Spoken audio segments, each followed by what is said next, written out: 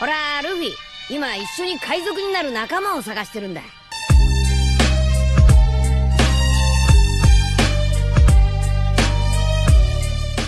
Hello guys, welcome to my channel The Wandering Zoro, your go-to destination for anime-related content. And if you're new here, don't forget to hit that subscribe button and turn on notifications so you never miss out on our latest videos. In today's video, we're going to be diving into part 3 of the series What If Deku Had the Power of Sharingan instead of a Quirk. So be sure to stick around until the end, and let's get started. His vision was still covered in crimson fluid. He had yet to wipe them away. That chakra, that power.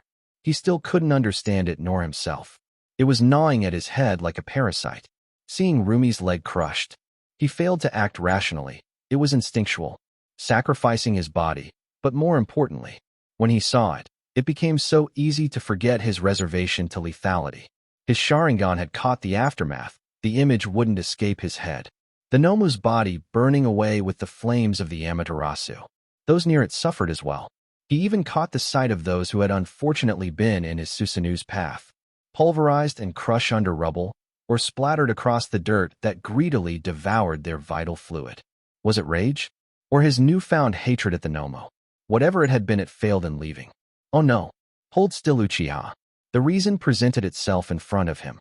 Even with a grin of pain, ignoring the approaching EMTs, she took the time to rip the glove off her hand and tried to soak up the tears of blood. That fire in his chest grew when he saw the grimace of pain as she hopped on her only good foot. He couldn't heal her or himself at the moment.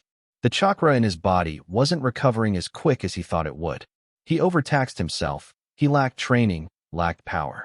So he put up with the throbbing of his crushed forearm and the sting of his eyes that was quickly losing all sight. There was still enough, however, to see her clearly. Thank you. His tone that had been harsh softened. Rumi caught it, but rather than her face flushing, she just finished wiping before throwing her left arm over his shoulder. F.A. thanks. Just lend me your shoulder. Now that the fight is over, this ankle hurts like hell. She glanced back at the carnage, at the EMTs carrying Aizawa away. She had seen it. The way he fought. The way he changed because of her. And she wasn't dense. Her concern only grew. Izuku held Rumi's left wrist with his right hand, slowly walking up the stairs. He was, for the first time in a while, exhausted. He couldn't focus his gaze anywhere else other than the gray concrete steps in front of him. You never answered me. You all right? You know? Bleeding from your eyes and all. That weight pressed against her chest. She could only imagine what it felt like for him. If he were to tell her the truth. No, he really wasn't. I'm fine. I just need a better pair of eyes. The chakra to his Sharingan had been completely cut. His minimal reserves were the boundary between collapsing or even dying. His use of his eyes were almost depleted. He would have to quickly find a way to transplant a set of Manjikyu and evolve himself even further. You? Her eyebrow raised. He was clearly in worse shape. So much so she actually felt guilty for using his shoulder. Her weight shifting the majority to her right foot in this realization. His breathing was heavier and the grip on her wrist was tighter. Don't worry about me, Uchiha. I'm made from some tough stuff. Even a smile or grin was enough, even if it might have been forced. Humph. Izuku responded with a quick exhale through his nose. Lips twitching just for a second. Almost a smile, but not quite. Reaching the top of the stairs, he had refused treatment, only handing Rumi off to the paramedics. All he needed to do was to let his chakra recover. Healing himself would come after that. Rumi tried to stop him. So did the teachers.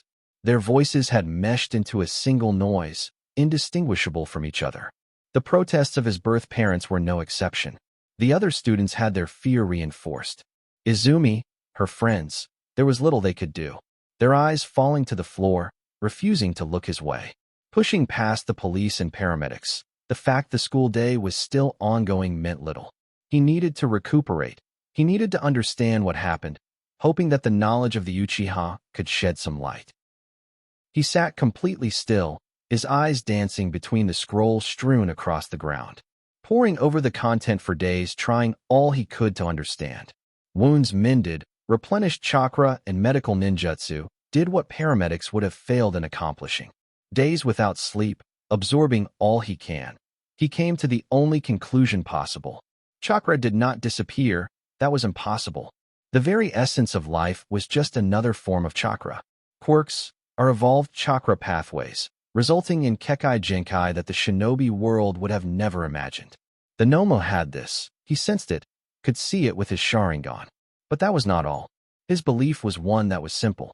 Only he knew how to possess and use chakra as they did in the past. That Nomo had one of the purest forms of it, however. While it may have not been able to use jutsu, its power, even a portion, was enough. A red chakra, so thick the flames of the Amaterasu could not melt it away instantly. Power and speed that had caused him injury. Yet he could tell that this was but a small portion worse, yet that someone else knew of chakra. Had that been it, he would have eventually figured this out. Overcome it with ease. But the issue elevated once he found out what that pure chakra had belonged to. The Uchiha's history has had several interactions with this form of chakra. Madara Uchiha, Obito Uchiha, and Sasuke Uchiha. 3 generations have seen, encountered, and has either fought and or dominated the being responsible. His Sharingan searched many of the scrolls for confirmation. This information alone would flip what he knew on its head. If he was not isolated in the use of chakra, how many others could use it? His heart pounded at this. Nothing had done so for years other than. He shook his head, hand resting across his face. That red chakra belonged to the 9-tailed beast. His eyes closed and jaw tightened. If this was true, he needed power. He could not get Rumi's shattered ankle out of his mind, nor the fist that could have decapitated her. His arm shattered in 2 places, his chakra reserves bottomed out, even restoring to an imperfect Susanoo to destroy that Nomo.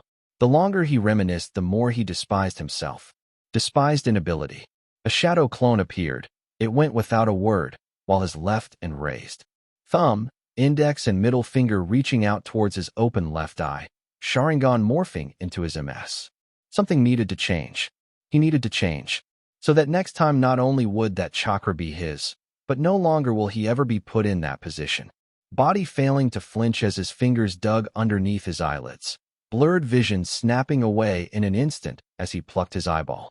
Vital fluid seeping down his face as he closed the hole of his now missing eye. He held it, dropping it in an empty jar of liquid that his shadow clone had brought to him.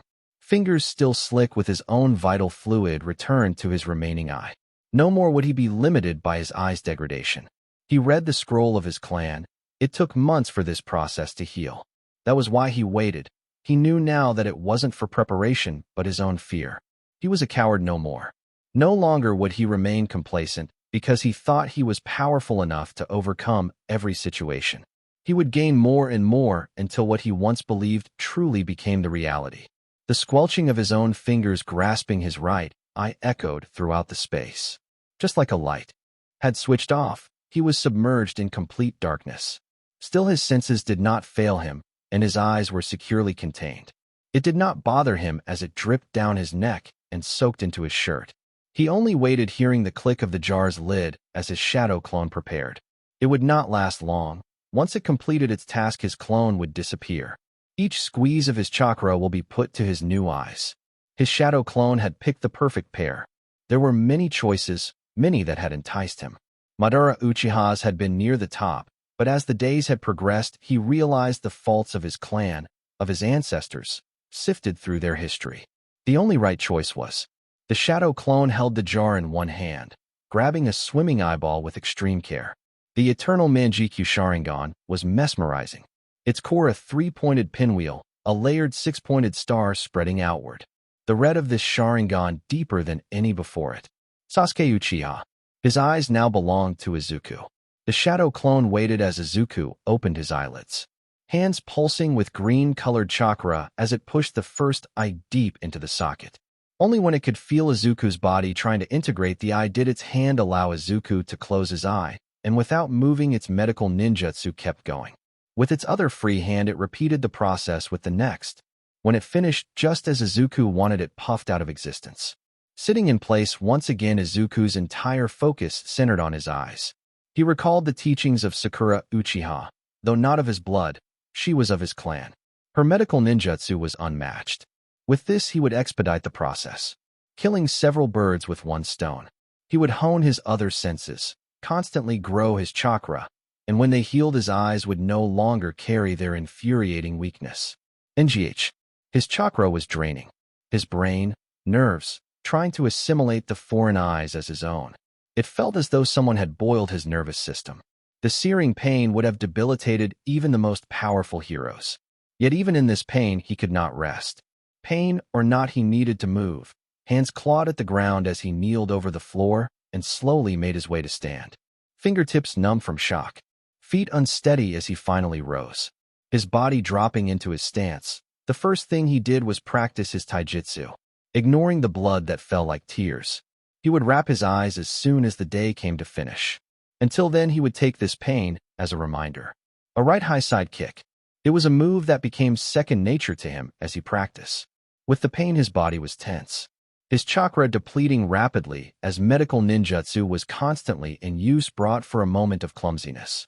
His left foot became unstable and he fell to the ground. His perception of weight off by a large margin. Shoulder hitting floor with only his head spared. The same head that forced his mind to repeat itself in a cycle of memory of waking nightmares of the failures that could have occurred. Something since the USJ had irrevocably altered something. Thoughts of his childhood, beaten down by his family, ignored by those he thought had loved him, made his body burn in anger. Made his strikes, even clumsy, filled with power. Then, there was Rumi. Their fights had been nothing short of exhilarating. The crack of their blows, the way she grinned even as she struck, the sheer unrelenting will in her eyes. She never held back, never flinched. Where others hesitated, doubted, or looked at him with unease, she met him head-on.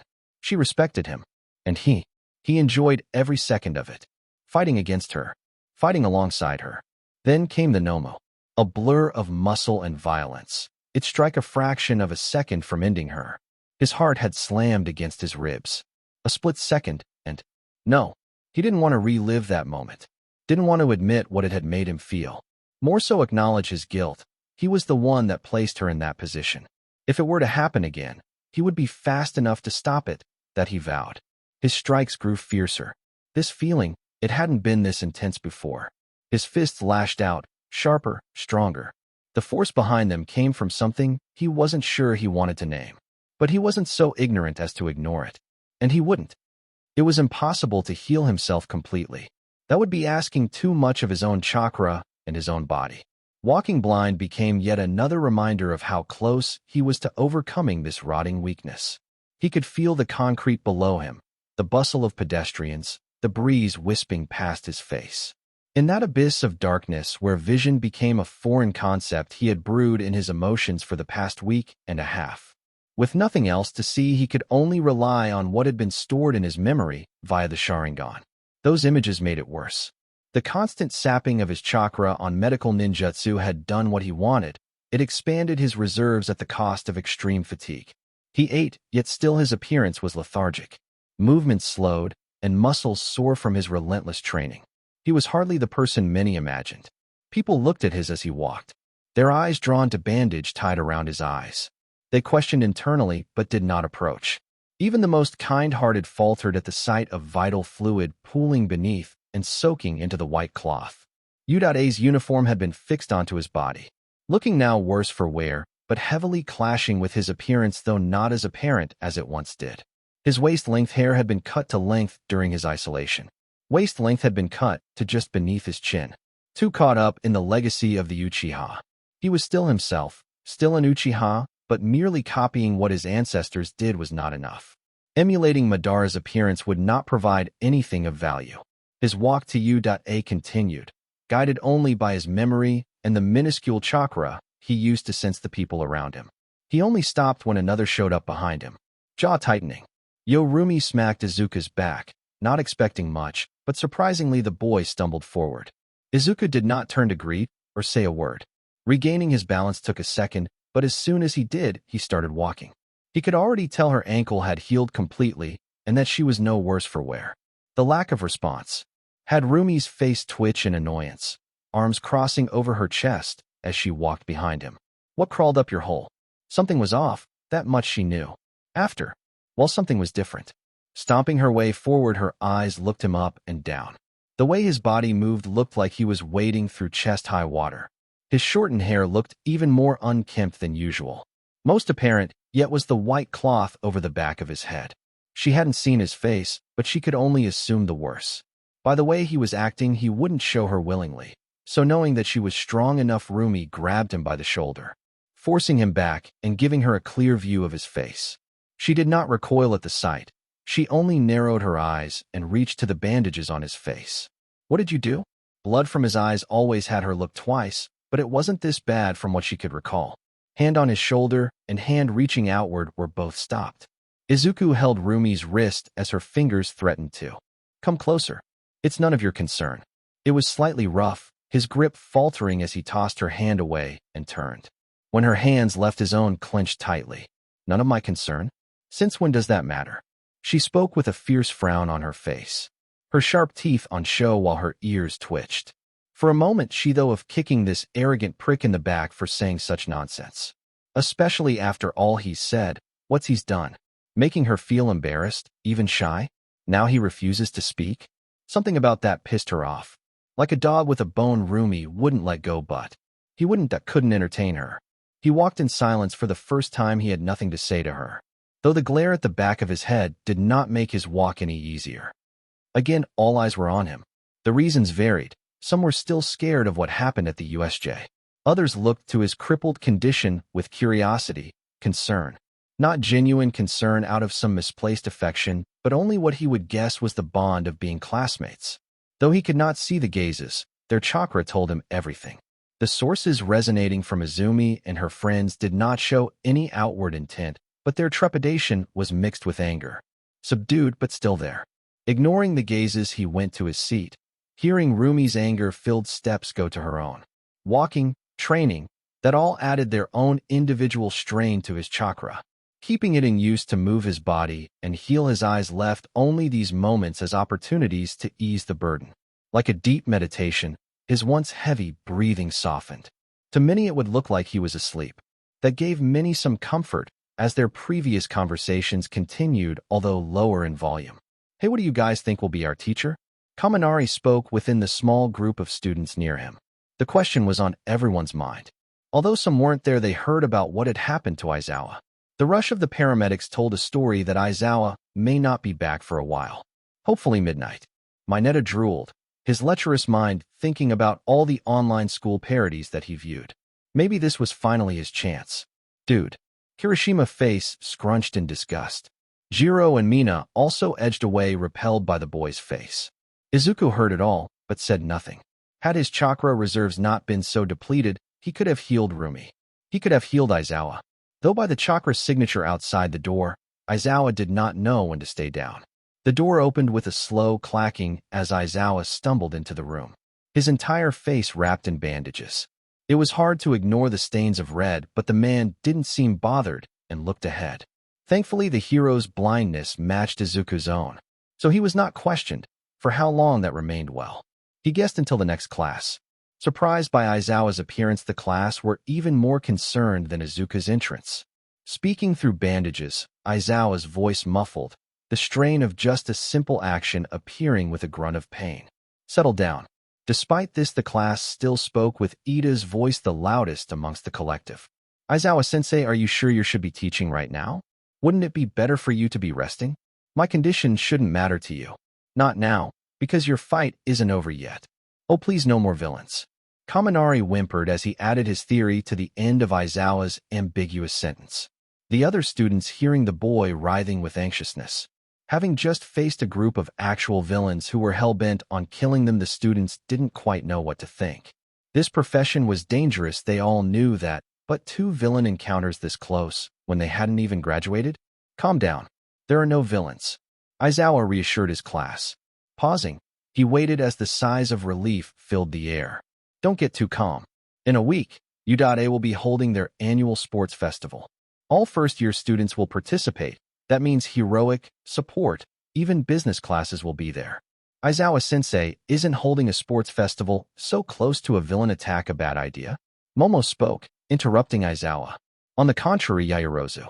This festival will be a show that UA isn't so weak that any attack will be tolerated. Not only that, but this event is televised every year, meaning that this is an opportunity for you all. Heroes everywhere, and civilians will be watching. So go plus ultra during this 1-week break. Before that, however, this day isn't one to relax. Now to begin your lessons. That's all for today. Midnight looked across Class 1A as the time reached 12. Her swift exit left the class clamoring in excitement. A barely contained excitement since Aizawa's announcement in the morning. Now during lunch, they had full rein to talk about it. He had tuned out the conversations about how well they would do or the routines they would do to look their best on TV. He found it rather hard to care about it in the moment. He only intended on eating, replenishing his chakra, then healing his eyes once more. It had gotten annoying. Each teacher that came in requested he go to Recovery Girl, and as he refused their requests became more persistent. He couldn't trust Recovery Girl's chakra. It could interfere with his Sharingan's integration. That was absolutely not allowed. From his seat, the exertion such a small action took was absurd. Even before he knew how manipulate chakra, when he was beaten down, never had he felt like this. Walking to the door, he passed Rumi, the girl herself standing as he came near. Her eyes focused on him. It seems the hours had claimed her down enough for her to speak. Uchiha, need some help there? A genuine offer.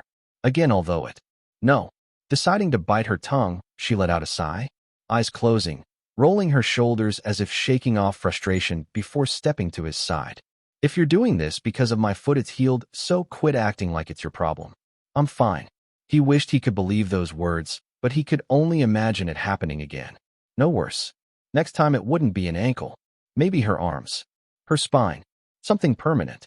Something that wouldn't heal with just a half-hearted fix. These thoughts were becoming more frequent each time he heard her voice. His frustration grew and his chakra usage ramped up. Every drop, every ounce of his already shallow reserves dumping themselves into his eyes. Faster. His fists clenched and Rumi noticed. TSK. Come on, monster. She grabbed his free wrist. Gotta assist the blind when you see one. She tugged him forward whether he resisted or not. Until they reached the door, sliding it open only to find their way blocked by a plethora of students. Hey, why are you guys here? Confused Kirishima questioned the group. They're scouting us out for the sports festival. Shitty hair.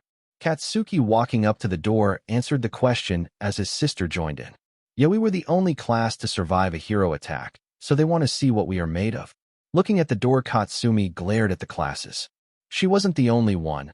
Rumi really did not want to deal with this thing. Refusing to let Izuku's wrist go, she moved forward. A blonde boy, however, stepped in her path. Look at these 1A trash. You think you're so high and mighty that you can't even introduce yourselves. The blonde looked at the irritated Rumi before looking to Izuku, and more notably the bandage covering his eyes. Well, it looks like there's one less to worry about in the sports festival. Rumi's foot crashed into the blonde's stomach. She waited as the boy crumpled to the floor, the wind knocked out of his body. Talk trash all you like, idiot. Looks like you can't back up a word. Still pulling Izuku, she walked off even when another student from the crowd spoke. Wait.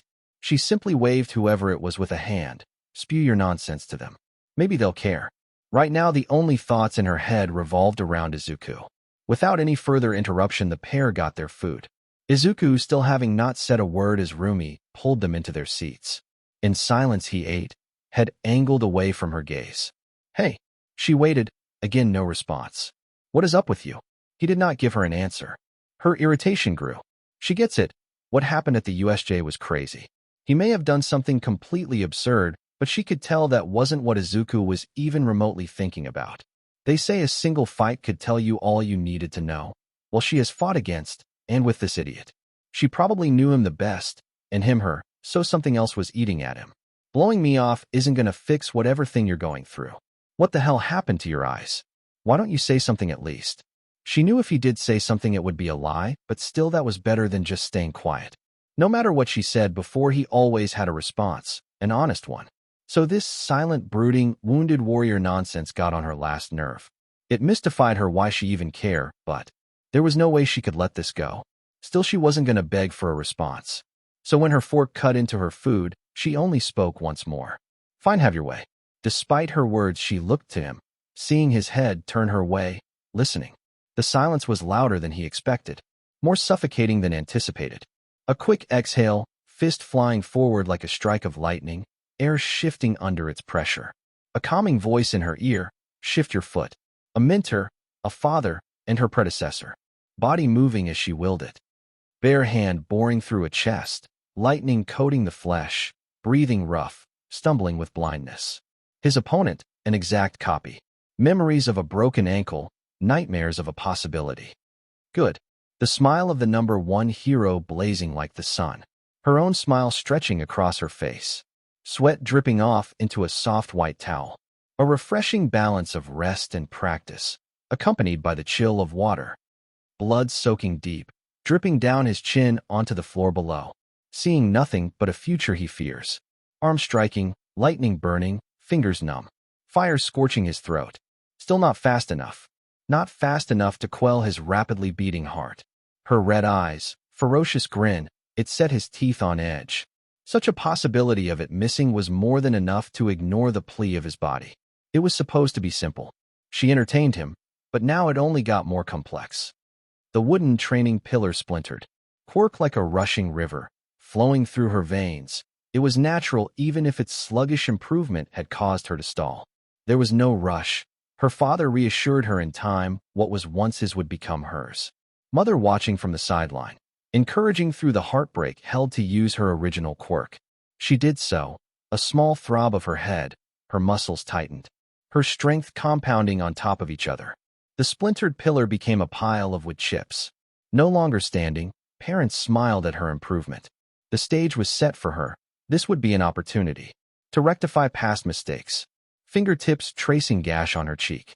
A small shiver running through her body, fear. Cloned hand piercing through his shoulder. Vital fluid seeping from the open gash. Distracted, only for a moment. Rumi. Chakra blocked from healing it closed. Only the restoration of his eyes mattered. He needed them. Needed what they offered him. The pain of his arm ignored, hands weaving sign after sign. A wall of stone, a torrent of water, pillars of flame, blades of wind. Carved into the wall in front of him. Uprooted the ground and through the body and armor of his clone. The only comfort found was the warmth of his own chakra, threading a feeble and thin connection. Like strings of melted iron, his own chakra and the foreign chakra of his ancestor began forging into one. Soon. 3 weeks. Not nearly long enough. No end in sight. Nerves in constant pain behind the bandages. He could not hear the excitement of his classmates. Their words, declarations, and training methods eluded him, much like sleep. This sports festival meant everything in the world to them. But he did not feel the same way. His head turned, picking up only one voice in particular. Drowning out the voices of Ishido and Azui, he could only hear Rumi. She had walked with him again this morning, eyes glancing in his direction constantly, eyes focusing on his bandages, the stumble in his walk. Still not speaking a word. A vow made in the 2 weeks of training? Or at least until he was the one to break the silence. He did not know. What he did realize was that the strength she held previously improved. Stronger than in battle training, still not strong enough to stop that Nomu should it ever return. Voice like a haven. It made his fists clench and jaw tighten. Wanting to speak. The buzz of the classroom increased. Each second, excitement built on more excitement. By the time the clock had barely reached 8 a.m., the entire room drowned in conversation. Yelling, boasting, and gossip. More notably, the conversations seemed to stem back to the boy Rumi and himself had dismissed. In an instant, however, silence. The door to the room opened and Aizawa stood at the podium. Still not fully healed, he was assisted by present Mike. The underground hero's voice rough, but calm. Let's hope you keep this energy for the sports festival. Now get dressed in your gym uniforms. The bus leaves in exactly 10 minutes. Better to make those 2 weeks of training worth it. There were questions thrown about. Hero costumes, gear, but they were quickly answered by Aizawa. The hero suits would give the students an unfair advantage unless they are specialized gear to control a quirk like Aoyama's belt, then it is not permitted. There were whispers among the students. It made sense. After all, they were the only class that had faced villains before. Though not many wanted to remember the USJ. Their glances all shooting back to Izuku. What they saw was not something they would forget anytime soon. It may have been bad to say, but they were kind of glad that Izuku was incapacitated. Some because they were worried about the competition. Others because it made it look easy to take him out of the sports festival. They doubted they could had he been at 100%. Some had voiced their opinions about it. Mineta praying and thanking God for the opportunity. But he was shushed with a glare from Rumi. Either way, the class's focus shifted once present Mike spoke. All right, listeners, Go and get re-yaddy with an enthusiastic cheer. He effectively got the students to move. Everyone just wanted to get changed and get to the festival. They wanted to be graced with the eyes of the nation on them. Wanted to show everyone he had doubted or mocked them that not only were they in Udare, but that they deserved to be there. However, in all their minds, they gravitated to the purple-haired boy's declaration. It was of war. A promise that boy, Hitsoshi Shinso, made. Not only would he win, but he'll take one of their spots in Class 1A. It was almost a war those 2 weeks back at the very door they walked out of. Their thoughts continued as they made their way inside the locker room. Izuku stripped himself slowly, body aching. Abdomen, legs, back, right chest and shoulder. Covered in bandages, soaking, tainting the otherwise clean gauze. He had trained since the night before, hadn't gotten an ounce of sleep. Exhausted, beaten by his own hand. Kirishima, who stood next to him, said nothing, but he could hear the boy's jaw drop slightly. No one in the locker room could believe the state he was in. Shoto and Katsuki in particularly seemed shocked, but a glance to the other made that shock disappear, eyes marking where his injuries were for later use. Reaching to his head, Izuku undid the bandage over his eyes, fingers moving with a subtle tremble. He felt every movement, a painful stab to his nervous system, but he would not show it. Ignoring the damp pieces of fabric, eyelids shut tight, but he moved with an accurate grace that made the boys doubt his blindness. A single hand sign, and like it was never there, the bandages on his body disappeared. Gym uniform sliding over his athletic body before wrapping his eyes once more. His Jinjutsu took effect immediately. Now, like normal, he gazed at the other students with a pair of Sharingan eyes. Those who met it flinched, not very trusting of their own perception. They had seen them bandaged just a bit ago, but never saw him rewrap. So again they hesitated. Even if his body was injured, they had seen what was capable of his eyes alone. Izuku didn't care if the class had seen his wounds. What really mattered was if the ones responsible for the Noma did. That he couldn't allow at all, even if the Jinjutsu had sprung a leak in the already draining pool of his chakra. He moved swiftly and past the other students. Entering the hallway, the first person he noticed waiting was Rumi. What? Her voice carried an edge, but she refused to say more. Eyes narrowed as she looked at him. The eyes were one thing. She knew just how messed up they were, to be recovered with not even so much as a speck of vital fluid. That was too good to be true. That, and when he walked. She was with his this morning, noticed the slight limp and the tremble of his shoulder. Here he was, without so much as any indication he was injured. The worst part? She knew it, but again, all it did was get her pissed. Being shut out like this. A small mutter coming from her mouth, while she kept glancing in his direction. This is nonsense. If only she knew the truth.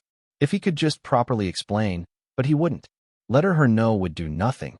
Perhaps hopefully she would worry about him. However, that brief satisfaction knowing someone as strong as her cared would only benefit him in the short term. He was indestructible. The injuries of the USJ and his own overuse of the MS were his issues alone. The pair were joined by the rest of the students. Izuku had to bite the inside of his cheek when he took the first step, forcing his back straight, and his legs to move naturally despite the pain lancing up his side. Her jaw clenched when she walked with him, anger boiling beneath the surface. Part of her wanted to call him out right there, force him to admit the truth. But another part, a quieter, more fearful part, hoped she was wrong. Monster. Drop the goddamn act. Being the head of the students, the two did not realize that their quarrel had caught the attention of the rest. The tension in the hallway alone would probably dominate even the tension of the sports festival. None dared to step in, comment, or even attempt to breathe loudly. They feared the two, against each other, but especially with each other. Rumi kept her stride beside him, refusing to break pace despite the tight knot in her stomach. Izuku didn't so much as glance at her, his jaw locked and eyes fixed forward. She couldn't stand it. Couldn't stand how he was just brushing her off like nothing was wrong. The hallway felt suffocating, the heavy atmosphere lingering in the air even as they finally reached the bus. Rumi didn't let up, staying right next to him despite his best efforts to keep his distance. The rest of the students gave them space, not daring to separate the two or even sit too close. As they filed into the bus, Rumi stopped, one hand reaching out and just barely brushing against his elbow. She watched a small, almost imperceivable twitch of his arm, a passing grimace on his face. Pain. He was most definitely in pain. His breathing was far too controlled, like he was actively calming himself down, as each bump of the road the bus drove over elicited a reaction. A fist clenching until his knuckles turned white, a brief, quiet inhale of air.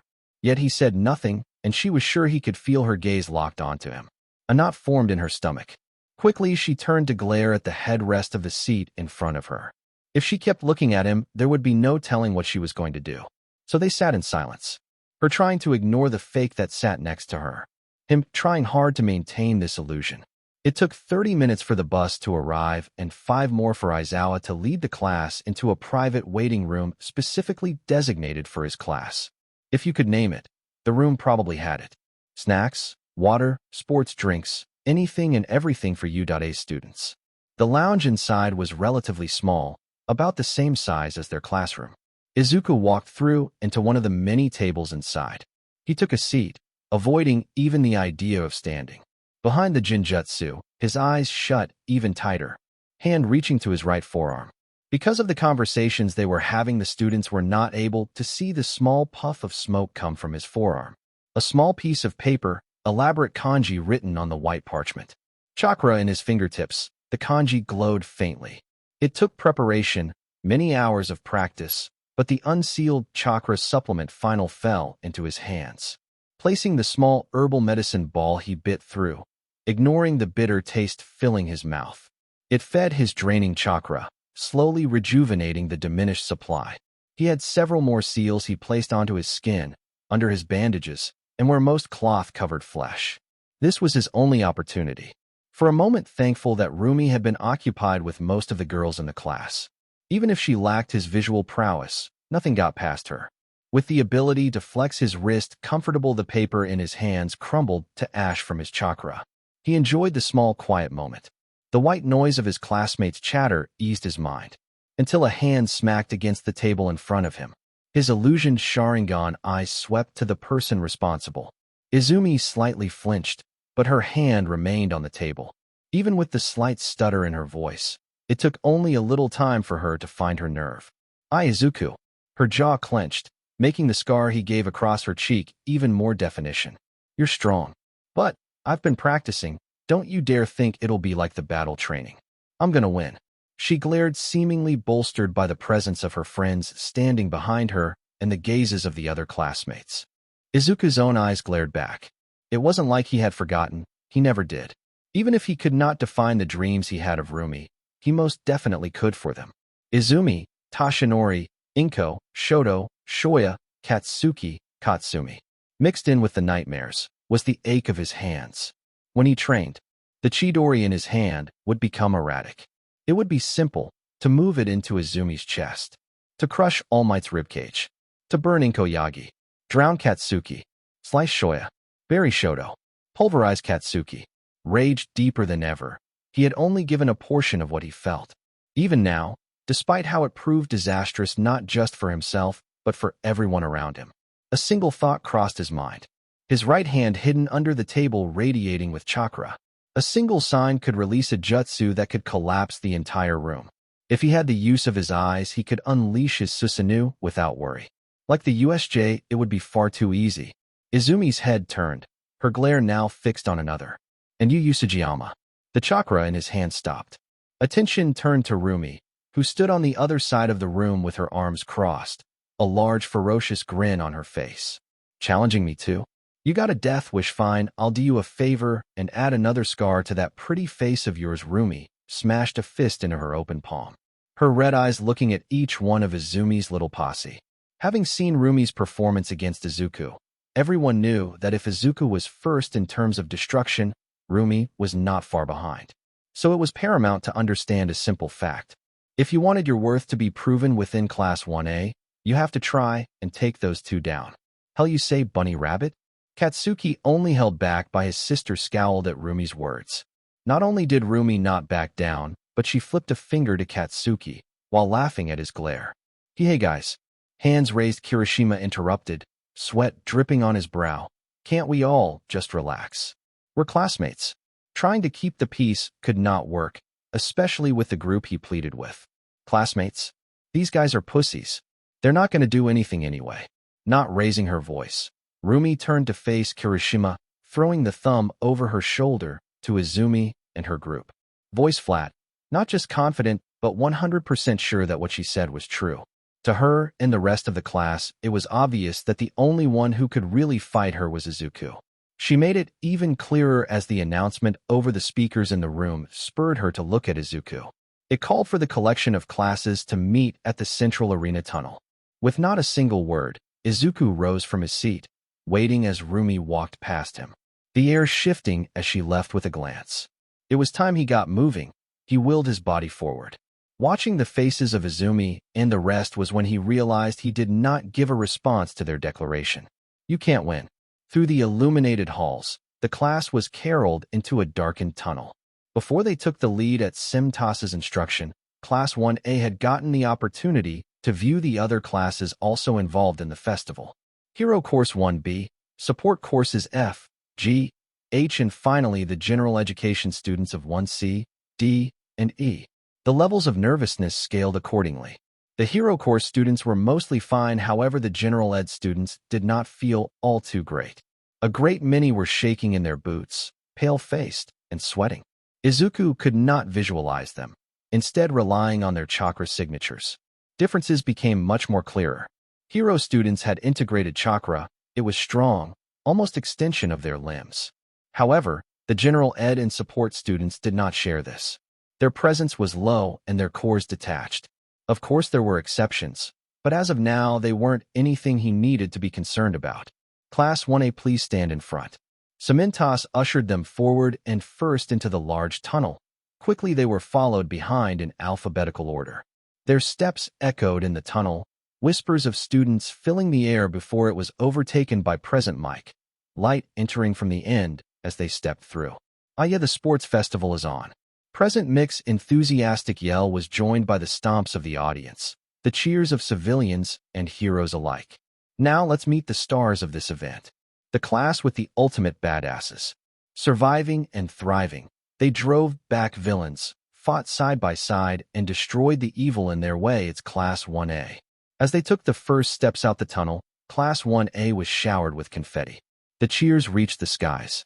The class couldn't help themselves. With shy grins they waved to the audience, except for a few.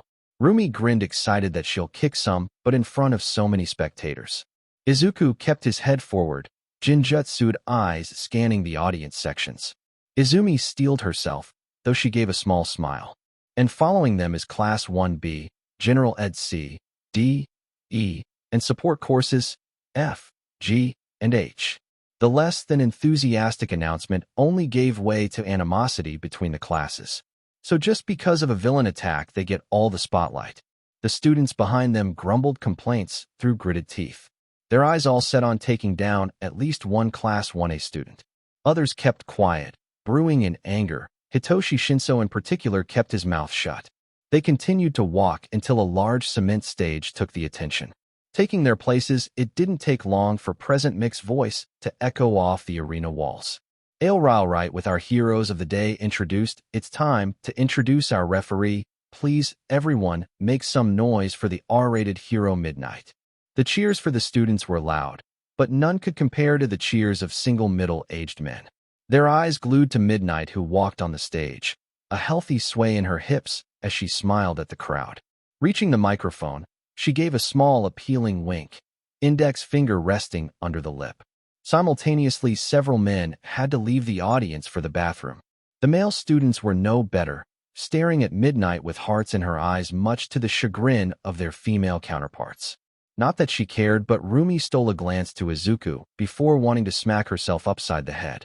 This idiot is blind. Still, it did prove some comfort that what she thought were fake eyes did not look at Midnight, but at the crowds in the audience. Do you think someone should tell Midnight Sensei about her costume? Tokoyami kept his head down, dark shadow beside him staring with a face covered in blush. It was no wonder that Midnight was called the R-rated hero. Despite his question, the other boys weren't so responsive other than Mineta. No one can tell her. Mineta drooled, to think it used to be dirtier. Pre-costume restriction photos of Midnight were hard to come by. The purple midget had scoured the internet in search of them, and what was found had made their way into a special homework folder. Yes. Now, Silence cracking the whip on her hip, Midnight waited as every voice died down. Now it's time for our introductory speech. Will the first-year representative Izuku Uchiha please come forward with a clap? Everyone watched Izuku as he took the first steps to the stage. He did not feel pressure from any of their stares. The microphone handed to him by Midnight, he took a moment, gazing deep into the sea of chakra signatures, lips parting with his voice being heard. In this sports festival, there is only one thing that matters. I will win. No grand speech. No quelling the anger of the other students. Without a word more, he handed the mic back to Midnight before stepping down. Face unreadable, but his declaration only fueled the fires of the other classes. What a promise. Izuku Oochiche just vowed to win the sports festival. Will he make good on it? We'll get our answer now. Midnight, roll the event. Midnight cracked her whip once more, pointing to the large jumbotron behind her. Students, feast your eyes. The first event will be. She did not finish as the screen labeled with different events spun rapidly. Some tried in vain to read the screen to predict the event, but as the speed increased, that became a pipe dream. Eventually, the screen slowed, and with virtual confetti, the first event was revealed. The first event is the obstacle course. The screen changed, an outline of the course appearing. Its trail was a simple straight line. Now from the looks on your faces, you think this will be easy. Happy to disappoint with a sadistic smile, Midnight unnerved some of the students and even the audience. We'll begin right away. Students head back into the tunnel as we prepare. The wait was relatively short. 10 minutes were all it took for the students to be ushered into the start another tunnel with the order of classes absent. Pitch black. Most could not see a few feet in front of them, though it was clear some alteration had been made. As he stood at the head of the group, Izuku, Rumi, and a few others noticed it. As the tunnel went farther, the walls narrowed. A funnel structure. In here, using quirks was not only unadvisable, but those in the back would have to wait much longer to get through. At his side was Izumi and her group, Rumi, and a mixture of other course students. Now we'll begin the countdown. 1.2.3.4.5.6.7.8.9.10 Geo go go. It was immediate. A chill filled the tunnel, and his first instinct was to grab the back of Rumi's gym uniform. The girl looked to him, a fierce look on her face as he hoisted her off the ground. As he did, his own feet became covered in ice, rooting him in place. He said nothing before throwing Rumi forward as Izumi and her group rushed ahead. Izumi holding onto Shoto's chest as the boy slid. Katsumi doing the same with Shoya, and Katsuki stubborn as ever blasted through the air. Rumi gave a glance before she righted herself midair, her feet crashing down on the ice, destroying it. TSK. She clicked her tongue before using her leg strength to launch herself forward to the nearest wall, running and springing off the cement with ease and closing the distance.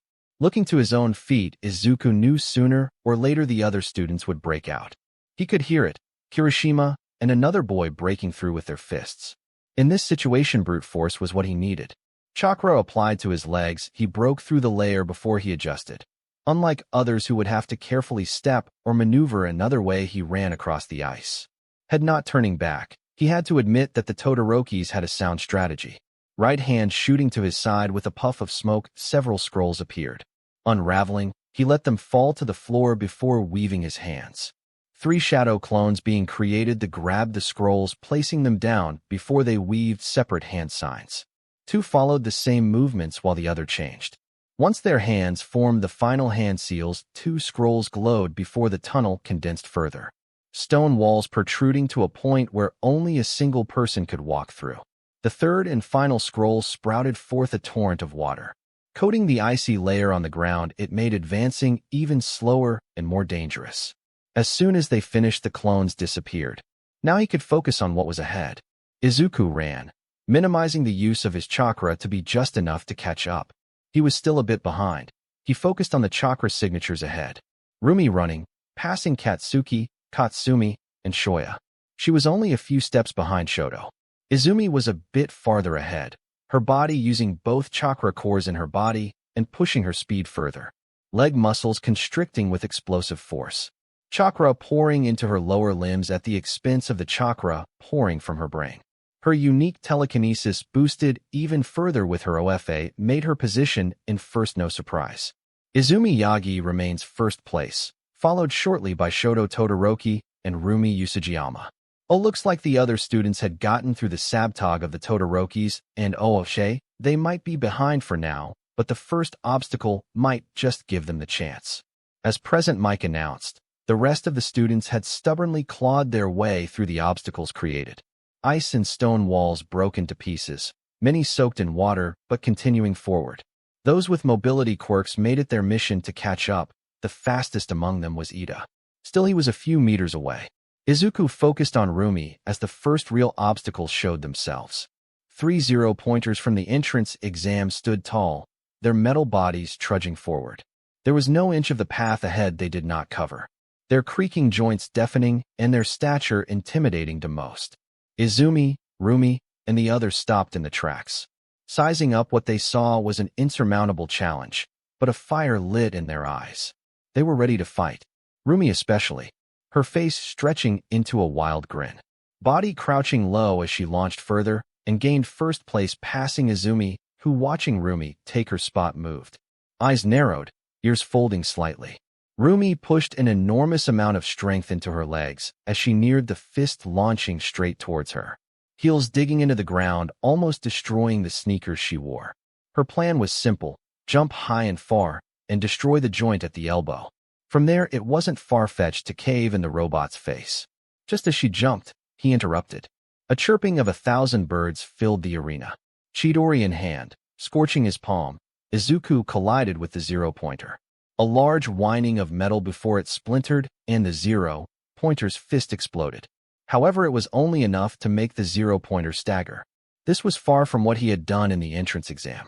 Still, it opened the path ahead of Rumi, who, landing on all fours, whipped her head in his direction. She knew she could have taken down the 0-pointer. He knows it. This irritation, watching the fingers of his hand twitch and the discoloration of burned skin. Her jaw clenched tight, but she ran forward, and he was at her heels. He said nothing even as she threw a glance, but her ears could pick up the faint sound of fighting behind her. Izumi using her strength, Todoroki's their ice and fire, and the Bakugas with explosions they battle was joined by some of the other students having to deal with 2 fully operational and 1 crippled 0-pointer. Though if anything could be said, Izumi's group were no slouches, using the strategy of Izumi. Shoto and Shoya froze the knee joints of the robot. Izumi and the Bakugas were responsible for destroying the brittle joints. Not breaking the robot outright meant that even if it lost its legs, the 0-pointer was still ready to move, and at the very least its body could be a roadblock. They advanced forth.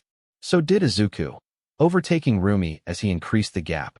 He was just far enough out of reach that Rumi couldn't lap him, but close enough that if anything occurred, turning around would put him right near her. However, Rumi tried to close the gap as best as she could. When she got faster, he increased the chakra reinforcement within his body. His breathing had gotten shallow by the time he reached the second obstacle. Izuku Oocheche and Rumi Usajiyama has just reached the second obstacle, the death pit. Don't worry, dear Virus, they won't actually die, or will they? Let's find out. Pillars of stone with rope connecting to each other in a maze-like pattern. Take the wrong path, you're stuck on a pillar and have to inch your way back. Their agility made short work of the obstacle. Leaping was enough to cross the pillars with ease. The idea of balancing atop the ropes was lost on both Izuku and Rumi. Taking initiative as he jumped from pillar to pillar, several leading ropes were cut, burned, or ripped from their pins in the pillars by his own hand. Acting as a spectator, she could only watch him do this. The path he took sabotaged, but not just his. Her path as well was cleared of any following lines. A clone of himself, just a single leap behind accomplishing this. It irked her, gnawed at her chest. The knot in her stomach, growing even tighter, matched only with the grinding of her teeth. From pillar to pillar her heels dug even deeper, breaking stone when she landed. Her eyes narrowed to a point, narrowed on him. Izuku leapt. His constant chakra adjustments were complex as he jumped and landed. His foot reached the end of the obstacle. He slipped forward, stumbling a single step. He righted himself, kept going forward. He could hear the confusion of some students behind him. "DKU, you idiot." The loudest among them was Katsuki as his anger took hold. Izumi and the others adjusted what plan they had, seemingly giving up on taking the first position, instead moving to just get as close as first possibly bump Rumi down a few places. It was a necessary sacrifice.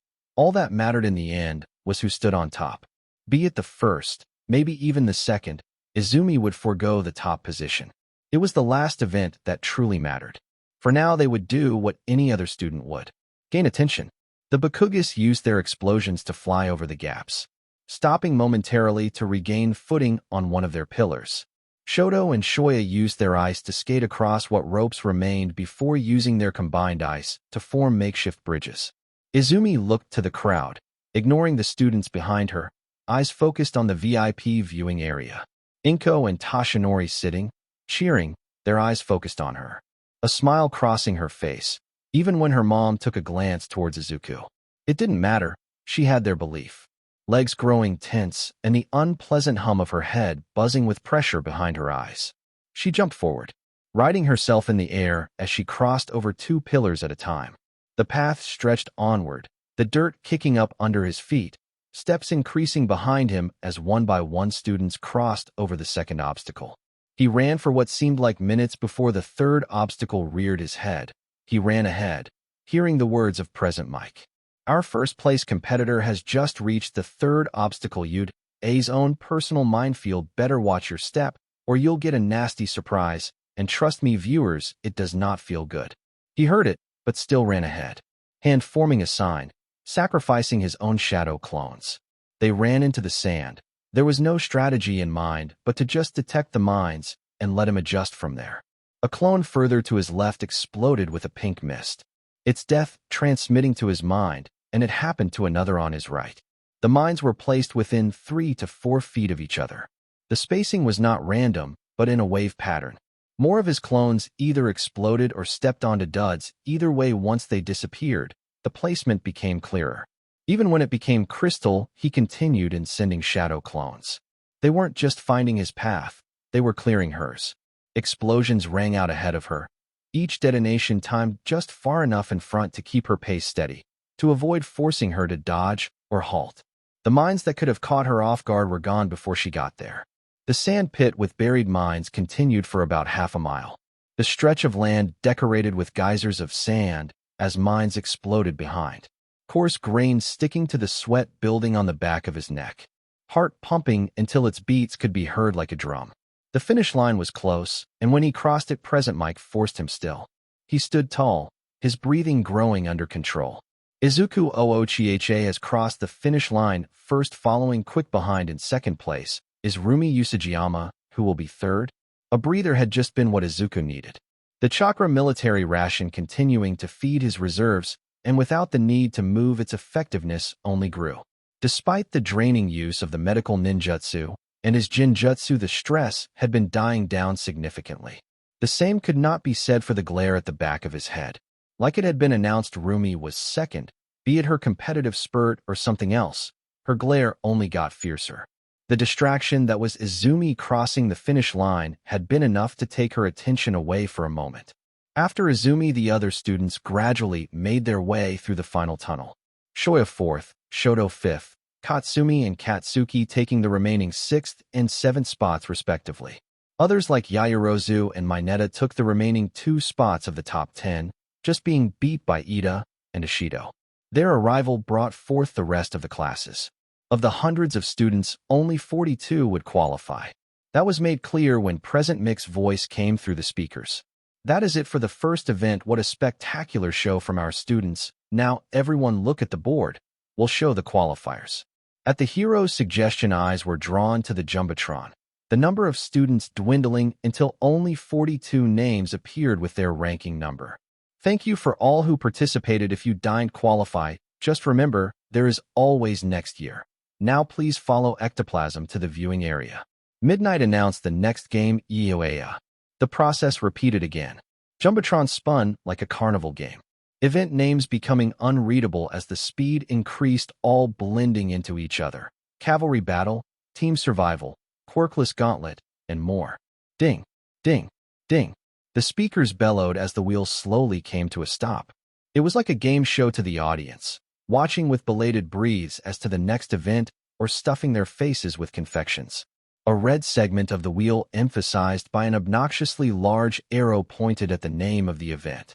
Cavalry battle. Now you all might be wondering what that is. Without further ado, Midnight. Another crack of her whip, Midnight spoke, voice picked up by the small microphone next to her mouth. Students, please direct your eyes to the leaderboard. Everyone did as she said, numbers being revealed. In this event, you'll pair up with at least one other person with a maximum of 4 on a single team. The person or persons you pair with will have your points added together. Now those points are determined on your ranking in the last match, with last place being worth 5 points and first place. Everyone looked to the nameplate of Izuku Uchiha. Next to his last name was a single figure, a 1 followed by 7 zeros. 10 million points, Midnight announced, as eyes were focused in a single direction.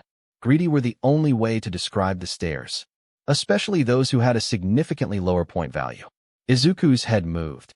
Jinjutsu'd eyes narrowed into a deep glare. Some looked away. Others only wanted his points more. Now, before you all turn this game into a blood sport, there are some rules.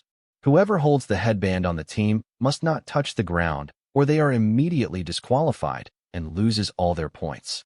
The rider must ride with the headband in plain sight. Any attempt to cover it by hiding it in your clothes are grounds for disqualification. We'll begin team selection right away. It was fast. The formation of teams came at little thinking, most pairing up with who they were comfortable with or those they thought were strong. Izumi's group sacrificed Katsuki to another group. The limit of 4 people per horse made their tight-knitted group break. Katsuki, however, was fortunate enough to have enough points to be desirable, quickly finding another team consisting of Ishido, Kirishima, and Siro. No one wanted to pair with Izuku. If his points did not scare them off, the glare of his eyes made any approach nearly impossible. Only one was brave enough to stand in front of him. Rumi still gritted her teeth, but pairing up with Izuku was really the only option. She did not trust others to reliably not hold her back. Even if the Izuku in front of her was pissing her off, there was no one else to be with. Look at this, folks. First and second are pairing up, not just that, but third, fourth, fifth, and even sixth. This is an event you do not want to miss. Another few minutes passed until Midnight announced that the time for team forming was done. The plan was clear. Rumi would ride, Izuku would carry. Her feet placed into his open palms, knees into his upper back, and hands on his shoulders. She was ready. Headband with 10,205 plastered in big bold red letters tied to her forehead. Izuku ignored the pain of her knees digging into his bruised flesh. His hold on her feet tight. It obvious that the other teams would target them first, and he knew at that moment Rumi would fail in holding herself back from the fight. She was smart enough to understand the loophole of the rider position. As long as no part of her touched the ground, she could leap onto other horses, steal, break their formation, all before returning. That meant she was put directly in the line of attack. A trade-off of sorts. His jaw clenched. Meanwhile, just a few paces away, Izumi mounted her team. Shoya served as base, with Katsumi and Shoto flanking. Her eyes weren't on the leaderboard or the cheering crowd. They were locked on Izuku. To make good on her promise, Izumi made it her mission to get him out on this event.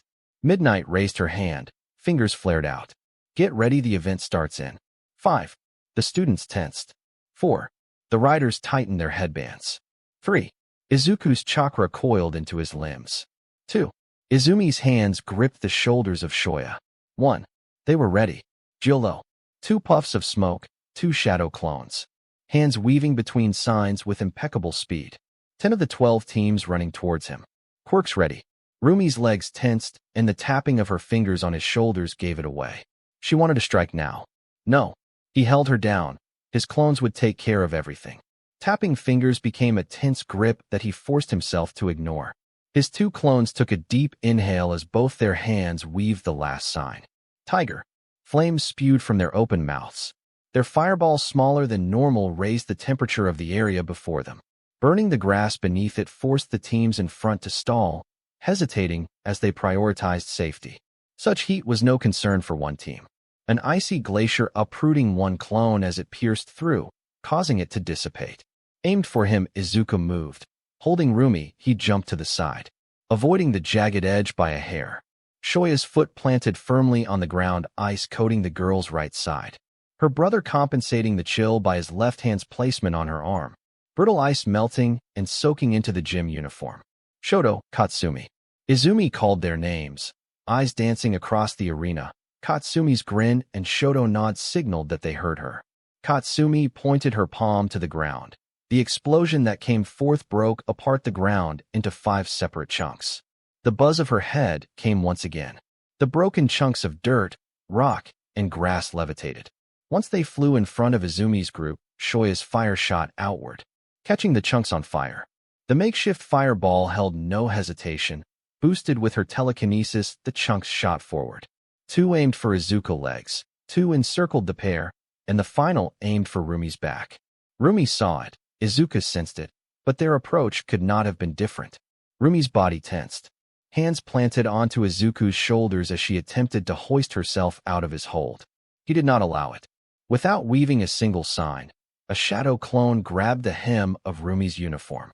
Another 2 shadow clones placed their hands on Izuku's forearms, unsealing the scrolls and kunai hidden within the elaborate sealing jutsus he had placed. Each took a single kunai and scroll.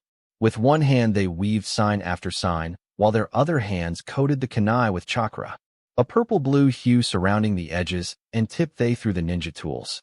One aimed for the ice wall formed by Shoya, the other dug deep into the ground in front of Izumi's group. As the kunai embedded themselves into their targets, the tags tied to the end ignited, burning slowly. Izumi called for her team to create distance while her mind focused on directing the fireball she sent Izuku's way. As the attacks got closer, the sealed jutsus were released. 2 large walls formed from the ground below. 2 fireball crashed harmlessly into the walls. The 2 aiming for his legs were taken on by his shadow clones. It left only 1 unaccounted for. Izumi's focus on the remaining fireball had it moving in unpredictable patterns. The stress on moving the object with such rapid speed, resulting in vital fluid dripping from her nose. Her concentration was broken when the tagged kunai finally erupted. The ice wall cracked, splintered, and showered the other side with jagged blades as the kunai exploded.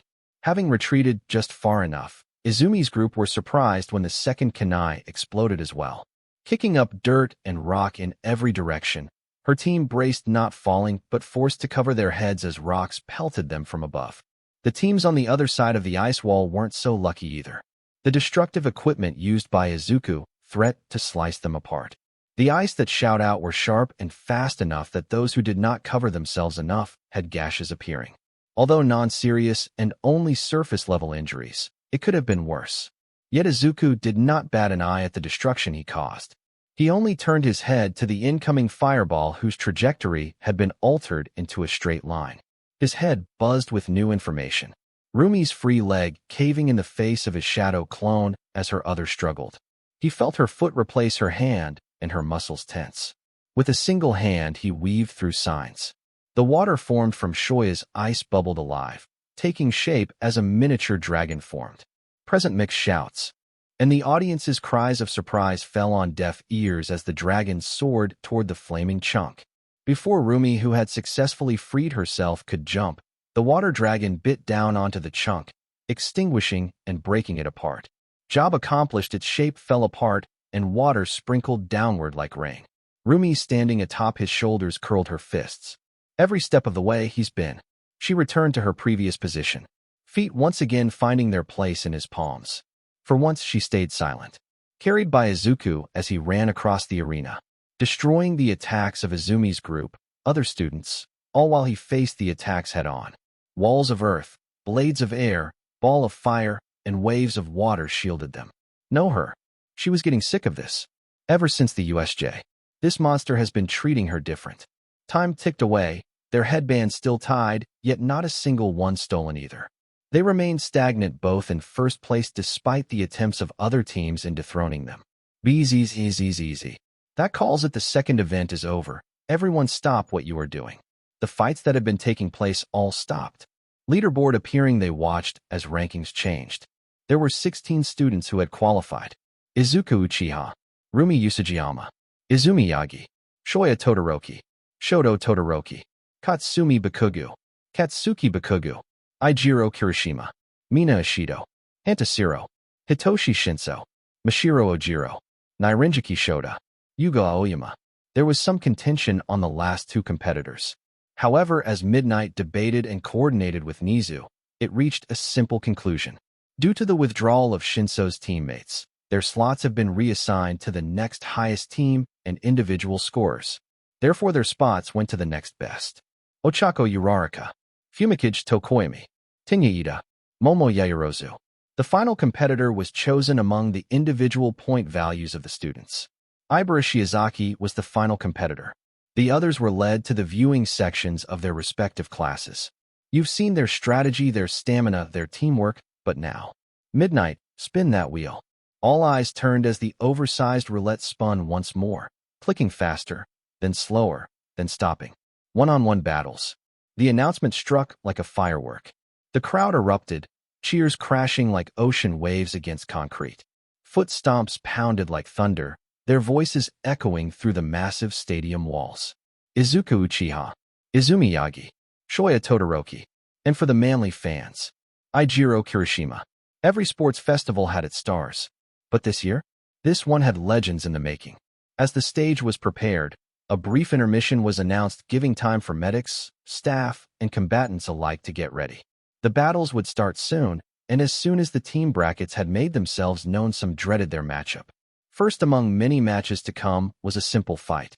Izuku Uchiha versus Ochako Uraraka. To say the girl was nervous was an understatement. It was no secret as to what Izuku was capable of. The USJ, battle training, even the glimpses she had caught during the last two events. It spoke volumes as to the kind of person she would be facing. Still, her fists clenched as she psyched herself up. There was a reason she was here, to be a hero, to everyone, to her mom and dad. That was enough reason to fight, to try and win no matter how hopeless the situation was. The audience roared as the two competitors made their way onto the stage, but their cheers fell on deaf ears. Ochako stared at Izuku from across the arena, body tense, fists clenched the total opposite of him. Izuku looked in the direction of Ochako. Without any indication, he had been filled with some care. Face blank and unreadable. He did not change his posture, crouch into a fighting form. He stood waiting. Midnight at the side raised an arm high into the air, looking to both sides of the arena with a simple question. Ready? A nod from Izuku, a confirming yell from Ochako. Midnight's arm fell. He moved. She barely had enough time to react. Ochako moved, raising her arms to block the incoming strike. Forearms throbbing as Izuku's right fist at its mark. Shattering her guard, a brutal left hook found the gap and buried itself into her ribs. The air knocked out of her lungs. The girl gasped for air. Still, she kept her eyes open, watching Izuku's next move. Without any proper training, her attempt to place at least one hand on his body had been unsuccessful. He waited, hearing her catch her breath. Another clash. She ran forward with hopes of touching a single part of his body, to use her quirk. The skin on her cheek tearing open as his knuckles made contact. The bruising of her cheek, the vital fluid dripping down her skin. More than that were the stars in her vision. Her legs had started to shake, her arms trembling. Izuku did nothing spectacular. Taking it easy on her? Probably not. He just didn't see her as a challenge. She was only a bug walking on his side of the pavement. I am not giving up. She spoke in defiance, hands twitching from fear, hesitation, or pain. It was unclear. He said nothing in response, only hearing her words. The odd familiarity about it all. He heard her yell, could feel her chakra signature nearing. Ochako ran forward with a yell, arms outstretched in a reckless and desperate attempt. Just one, she yelled to herself. Only one hand, and this entire thing can turn in her favor. He was faster than her, however. Stronger. He ducked the wild swinging of her arms, his fist launching through the middle of her defenseless face. Crunch. Ochako's nose broke from the initial hit. That should have been enough, but the girl, despite being in such pain, kept moving. Vital fluid pouring, cartilage and bone caved inward.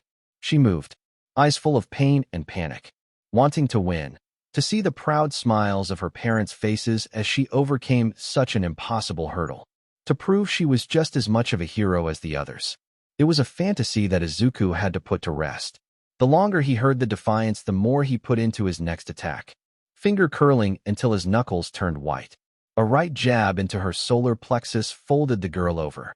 An elbow to her sternum lifted her an inch off the ground. A hand grabbing hair brought her back to reality. A knee cracking ribs. A left hook to her temple inviting the girl into unconsciousness. When Ochako fell to the floor, chest rising in painful rhythm, vital fluid seeping from her face, there were no cheers. No announcement from present Mike. Everything was silent. He stood over her, knuckles split open and covered in both his and her blood. In the USJ, when he remembered the fluid splattered on the ground, he came to realize one thing. It felt like a fire had injected itself into his veins.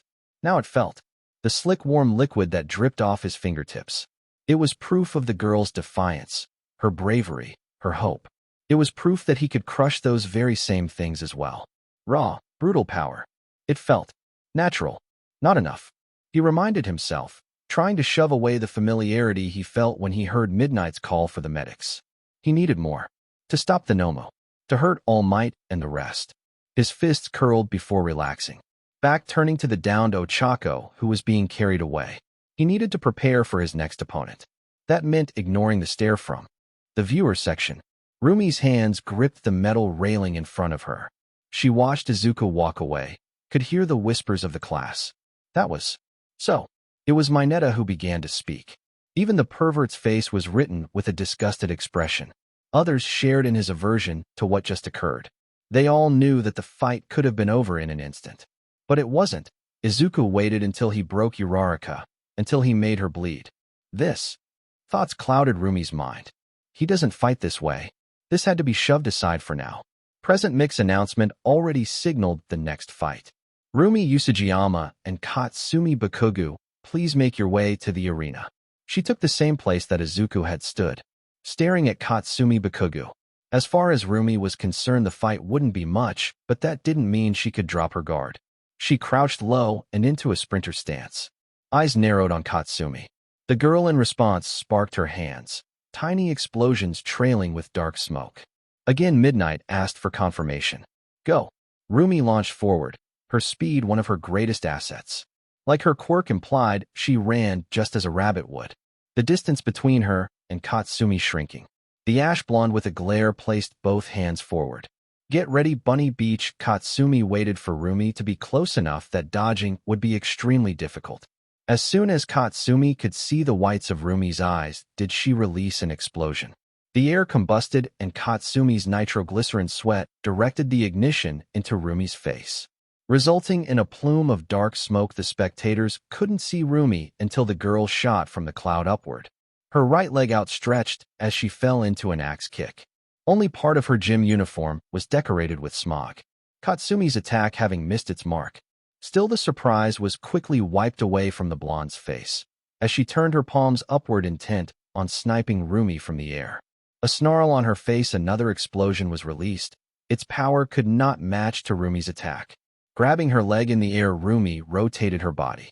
Using gravity and the centrifugal force of her body's rotation, her heel cleaved through the fiery explosion, splitting it in half as she aimed for the top of Katsumi's head. It forced the girl to retreat, blasting herself backward toward the edge of the arena. Heel crashing down, Rumi landed in a perfect split, the shoe of her right foot destroyed as the concrete below shattered like glass. It was not the time or place, but Rumi's eyes left the fight and looked to the stands. Izuku was not there. He never returned to the spectator booth after his match. She shook her head. Fine. If he didn't want to watch, then he didn't have to. This was the first opportunity either way to finally let loose. Rolling to her feet, the girl ducked under a wild swing. Katsumi threw her way. She retaliated from her crouched position, her legs swung upward. The top of her left foot crashing into Katsumi's chin, taking her off the ground. Landing on both feet from the small backflip, she didn't wait for Katsumi to recover. Her right foot buried into Katsumi's stomach.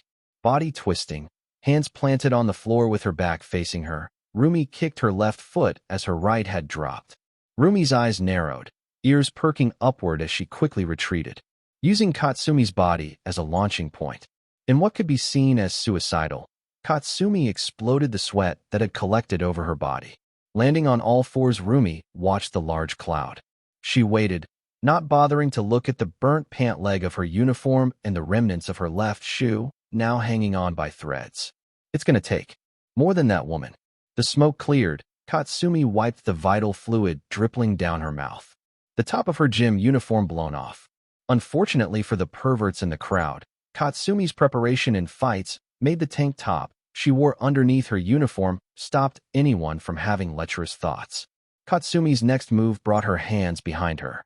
The explosions she released propelling her body forward. Rumi ran to meet her head-on. Left hand boosting forward. Katsumi had a simple plan. As they neared each other, one large explosion threw Katsumi's trajectory to Rumi's left. Her right hand raising to launch another explosion into Rumi's blind spot. Such simple thinking did not work. Pivoting on her right foot, Rumi's body spun, her left leg extending heel crashing into the fragile section of Katsumi's wrist. It broke upon contact and caused Katsumi's own hand to reflect back onto her. An explosion released into Katsumi's face, stunning the girl long enough for Rumi's axe kick to crash into her clavicle. She knew at that moment the fight was over. The bone didn't break, but the skin bruised and Katsumi was sent face first into the area floor. Unconscious. We have a winner, folks. Rumi Usujiyama advances to the next round. The crowd cheered as Rumi stood stall, a small amount of sweat dripping from her brow, grinning wildly before she flexed her right bicep, left hand gripping just below the muscle, accentuating it even further. That's it. Bring a real fight, Rumi yelled over the cheers, her wild smile infectious, red predatory, eyes intimidating. Sweeping the stands once more. Ears twitching to pick up a voice she herself committed to memory. He still wasn't there. Her grin faltered for a second. TSK, a click of her tongue was quickly covered up by another triumphant yell. Her victory did not last long before the next fight was announced. The festival hardly slowed since Izuku's initial fight. The next fights she watched weren't too crazy. A lot of strategic thinking. Had she been a pro, she probably wouldn't have offered any a spot, but would have taken notice. Her classmates, even those in 1B, used their quirks effectively. The only one who didn't get to show his worth, unlike his sister, was ironically the boastful Katsuki. Paired up against Hitoshi Shinso, it took one insult from the purple-haired boy for Katsuki to walk out of the arena.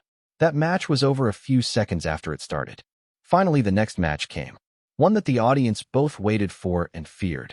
Izuku Oochiha and Shoto Todoroki, please make your way to the arena. From the stands, she watched Izuku take his place. Again standing without guard, but his fists curled. Everyone swallowed the lumps of saliva held in their throats as Midnight raised a hand. The students of U.A could not decide on who was objectively stronger after watching Shoto's previous fight. Of course, Izumi and his sister had absolute faith, but Rumi saw it. Seen it before, but never like this. Chirp, chirp, chirp. The chirping of birds bounced around the arena. They began slow, almost building up. As Midnight arm dropped and the signal for the battle had started, those small chirps became a screaming flock. It's similar to that of Izuku's strike at the zero-pointer. It was fast, almost too fast for even her to catch it. Was it instinct or pure luck that Shoto dodged to the right? Perhaps both. Izuku's hand covered in electricity had sliced through Shoto's gym uniform, gouging a piece of flesh between his ribs. With a spurt of vital fluid, Shoto's left hand lit on fire, placing itself on his side and cauterizing the wound instantly, whereas his right foot shot out ice. It coated Izuku's arm, trapping it as jagged edges bit into Izuku's arm, trapping it in place. Shoto took the opportunity. His teeth gritted in pain. He launched a tunnel of fire at the stationary Izuku. The attack was met with a cement wall, having formed from Izuku rapid one-handed seals. Fire hit the wall fiercely, its flat surface making the flames coil over the wall. It masked the vision of most. However, from the right angle, they caught a glimpse. They watched the ice, weakened by fire, crack. The lightning in his hand at this point dissipated into thin air. It took only a second for Izuku to wrestle his hand free. Head looking to the wall, body crouched, and right arm pulled back. Shoto kept spewing fire until the oxygen in his lungs evaporated and his skin began to tingle with fresh burns. When the fire had went out, Izuku moved his right first out, crashing through the wall. His open hand, fingers spread open, aimed for Shoto's throat. Quickly, Izuku's left foot planted itself into the ground below. With the anchor keeping him in place, the approach was stopped instantly. Instead, with a puff of smoke, a shadow clone took the place in front of him. A glacier of ice stabbed into the clone and made Izuku launch back as the large glacier expanded in size. Despite the taxing nature of his quirk, Shoto's right side had become inflamed. It was clear that dragging a fight out was in neither of the students' minds. Intent on finishing it once and for all, a large glacier of ice shot out towards him, Shoto's fire trailing behind. The mixture of freezing temperature and extreme heat simulated a hydrogen explosion. Midnight and Cementos, who had been on standby, moved instantly, the teacher's cement walls moving to cover the gap between the glacier and Izuku. It was too late, however, as the glacier smacked into Izuku and Shoto released his flames. Audience members gripped the seats they sat in, cowering as the arena shook with intense vibrations. Ground breaking apart, and Cementos and Midnight being pushed back by the rapid pressure change in the air. There was no barrier around Izuku that could prevent extreme injury. So when the dust settled, all eyes were on Shoto and the spot where Izuku had been. Yet they saw nothing. Izuku nowhere to be found. Bruised, burnt, and exhausted, Shoto's heterochromia eyes scanned the battlefield, attempting to get his breathing under control, only to try and step back as the ground below him exploded.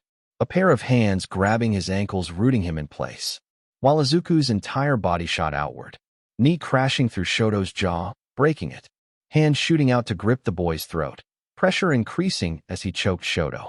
The stain on Izuku's right arm dripping as his fingers tightened, air leaving Shoto's lungs as the boy exclaimed loud enough for the teachers to hear, "I surrender." Yet Izuku's hold only increased. Jinjutsu still strong, his piercing Sharingan eyes glared past Shoto, staring at nothing in particular, like stuck in a trance, until Izuku's head turned. He heard the choked breathing and thought little of it. A little more pressure and Shoto's vertebrae would break. Uchiha, the match is over. Midnight's whip coiled around Izuku's wrist. Cementos stood next to her, hands placed on the ground should he resist. He let go, letting the coughing Shoto drop to the floor. Again, no word said. He turned and left the arena. His advancement to the finals cemented. The rotation of matches happened once again, and she faced her next opponent, Izumi Yagi. This was a different fight than before, one of pure strength, strategy, and martial prowess. Standing across, they took their stances.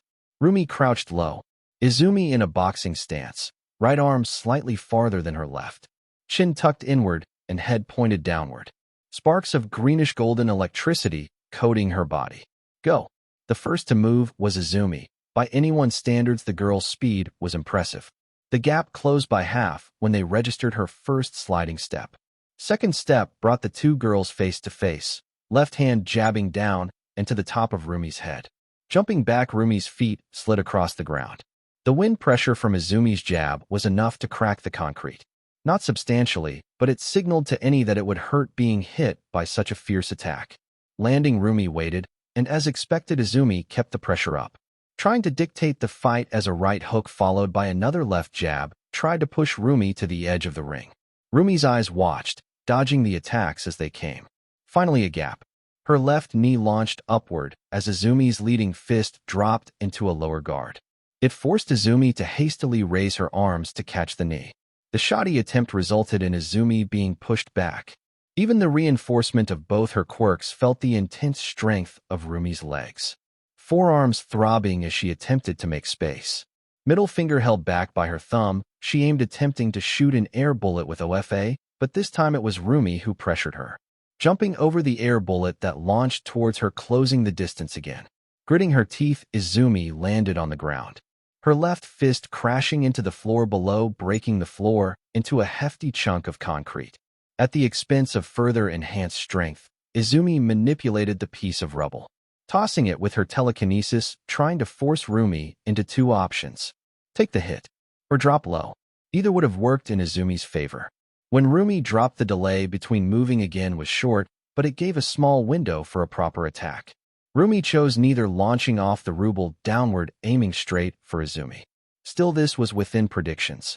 Having watched footage of the battle training and even Rumi's previous matches, Izumi analyzed her way of fighting.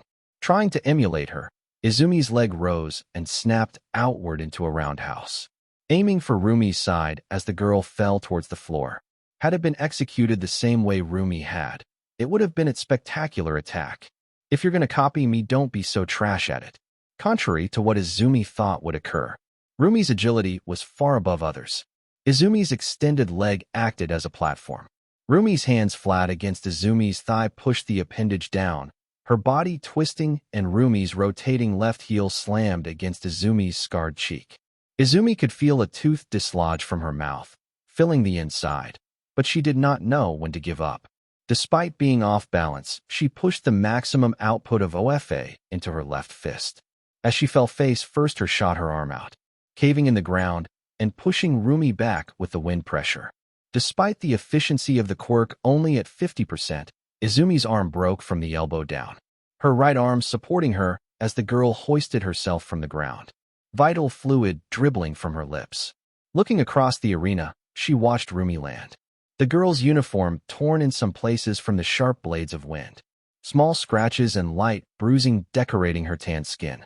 Finally, something interesting. I was getting bored, don't disappoint me. One arm destroyed. Izumi's attacks lost their luster. Rumi's agility made hitting her beyond difficult. When Izumi rushed forward, arm punching outward, she crouched low. The heavy use of Rumi's legs caused Izumi to not realize a fatal flaw of looking squarely on Rumi's lower appendages. A left hook into her ribs, a right straight to her nose, and a left uppercut to her jaw quickly rectified that mistake. Left arm raising to protect her face while her leg kicked outward. Rumi caught it between her left bicep and armpit. Pulling back, Rumi caused Izumi to fall forward and into her right elbow, hitting her left temple. Rumi let go of Izumi's leg as she jumped upward, catching the girl's head between her thighs.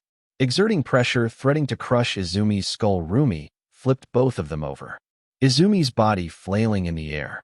Rumi's hands flat against the ground as she lifted and slammed Izumi into the ground. Gasp! Coughs came from Izumi's mouth as she laid flat on her back, the slam having dazed her, vision blurry. As Rumi crouched above her, flicking the top of Izumi's nose, Rumi spoke. You got some ball. Now stay down.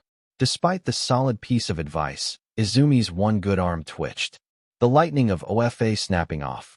Still, her hands scratched across the ground, nails digging into the concrete to find some footing to raise herself up on.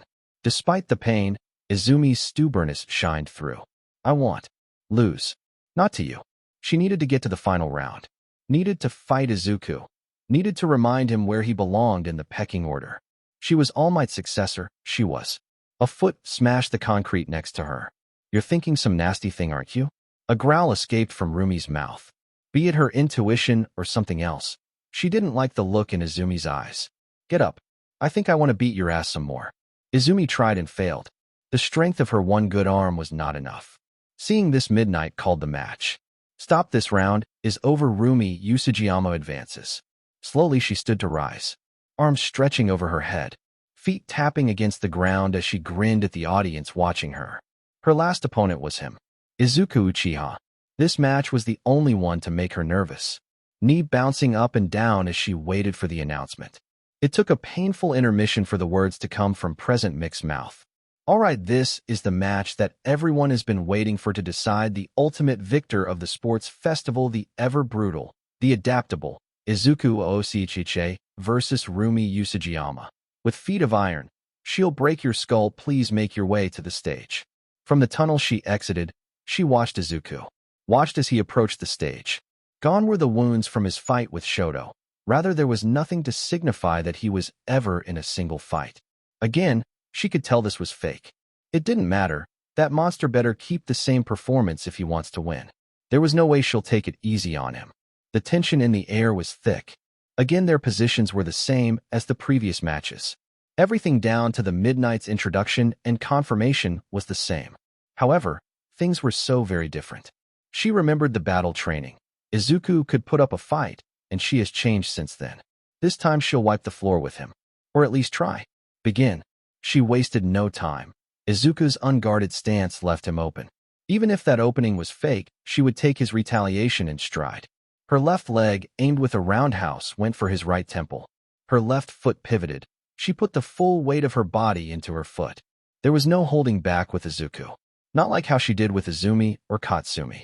This was meant to destroy anything in its path. He could take it. She was sure of it.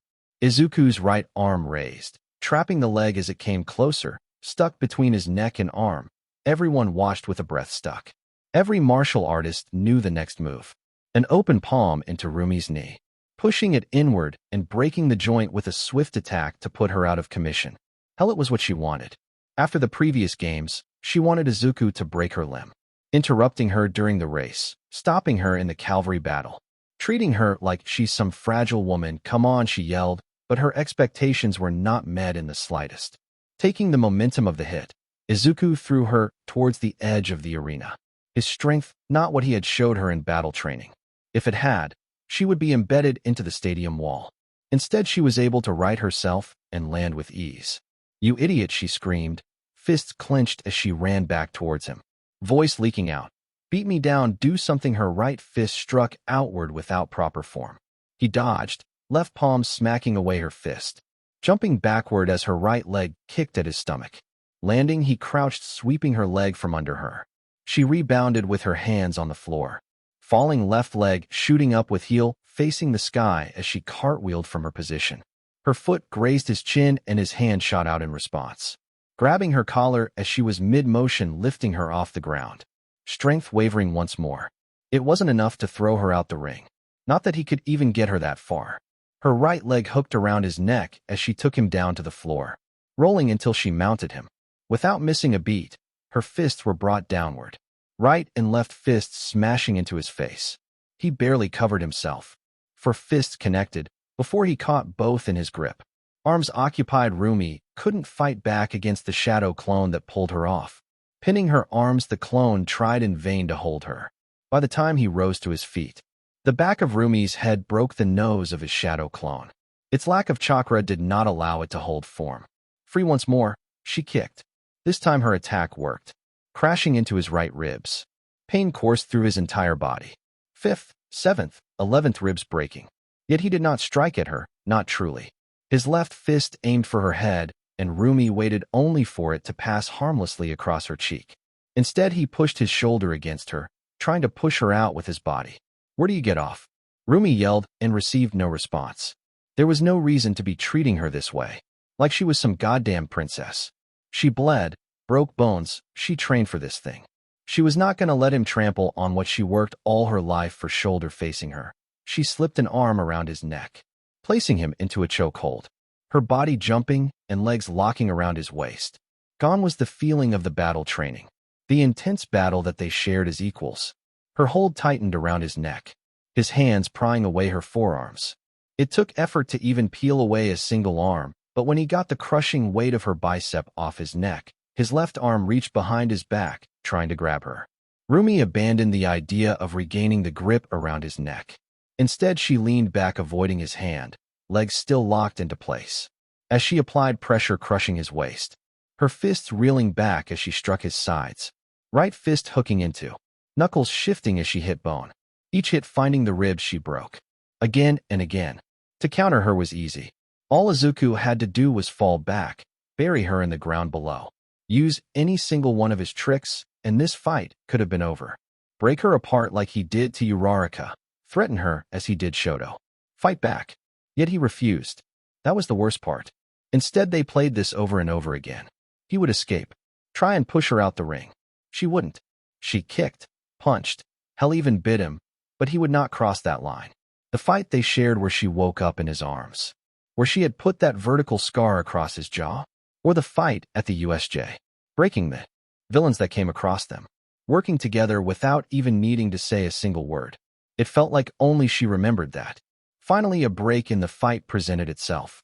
Standing across from each other, Rumi's eyes scanned the arena. There was crimson painting the cement, but she did not receive any wound that would cause the amount on the ground. Apparently, neither did Izuku. Still standing upright, no gashes or bruises apparent on his skin.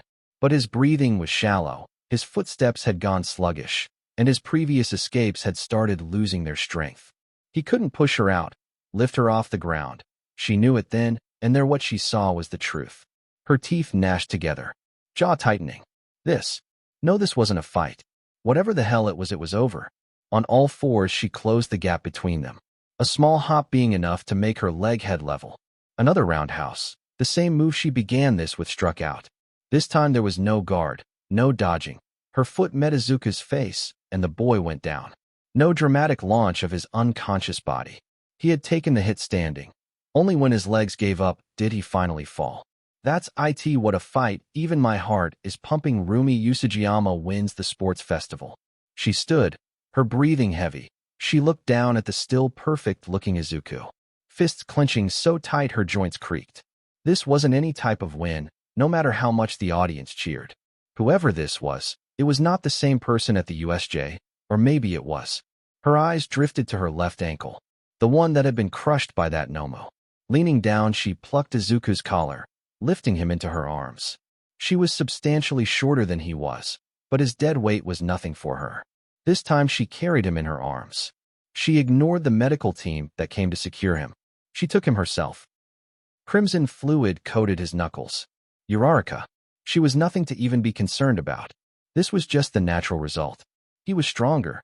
More. He needed more. He needed to crush everything that even dared to present itself. He needed to stop. His own voice cried out. Younger. Before him was no longer Shoto or Uraraka, but himself.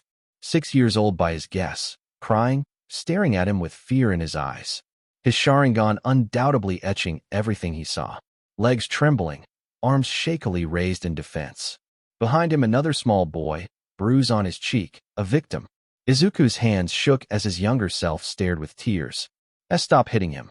A defiant yell, his eyes despite the tears carrying a sense of purpose. Like All Might, like the others before him, his body had moved on its own. He made his choice, even if it meant standing up to them. TSK, you can't tell us anything, you don't have a quirk. At Izuku's side were his sister, Katsumi, Katsuki, Shoto, and Shoya. Their quirks activated, at the ready as they approached his younger self. They hovered over his younger self without a care for how he shrunk back. Seeing the improper defense, Izumi laughed. A smile stretched across her face.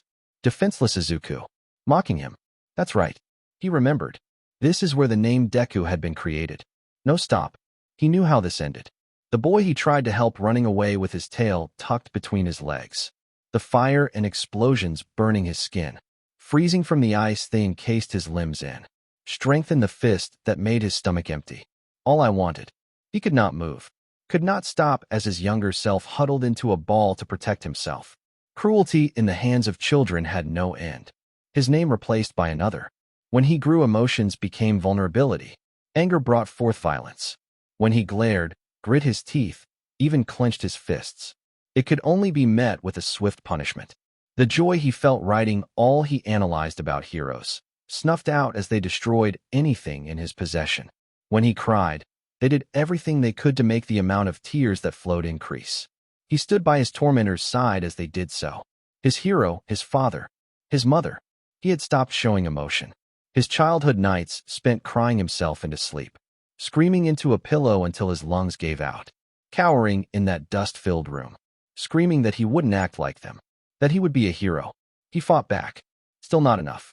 Life had become so. Dumb luck brought him to where he found power, where he found purpose. He had vowed to not be like them. Had he made good on that promise? Why was his younger self so afraid? He knew the answer, but he needed to. Otherwise, her shattered ankle hanging limp at the end of her leg, his forearm crushed. He'll lose everything again. But he could already tell everything was slipping between his fingers. His eyes did not open, but he was awake. The beeping of the heart monitor connected to him. The tapping of a foot against the tiled floor. He could smell the antiseptic of an infirmary. It all confirmed it. You awake? Looked like you were about to cry in your sleep. Thought I might have kicked your butt too hard. Rumi spoke at his side. He tried to raise his body, only to fall. Keep your butt down. Recovery girl could barely piece you together. Rumi's irritated voice and her hand on his chest pushed him back into the embrace of the bed. Izuku reached upward, bandages still covering his eyes. 3 broken ribs, a fractured femur, torn Achilles, not to mention extreme fatigue. I didn't let her open your eyes, so she doesn't know if there's brain damage. But hell, even I could have told her you're an idiot. Silence fell soon after. His head turned in her direction.